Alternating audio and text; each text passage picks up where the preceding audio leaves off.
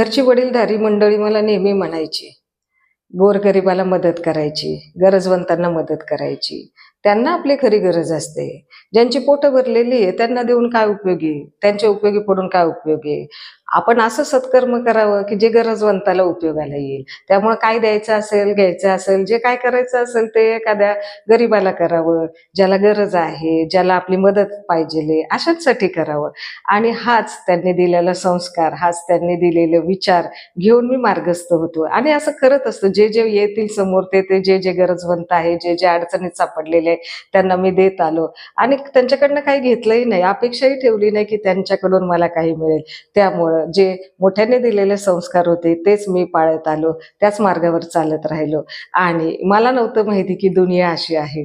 मला त्यांनी हे नव्हतं सांगितलं की त्याचं फळ तुम्हाला असं मिळणार आहे. त्यांनी मला फक्त सत्कर्म करायला सांगितलं होतं. तुम्हाला काय फळ मिळेल, तुम्हाला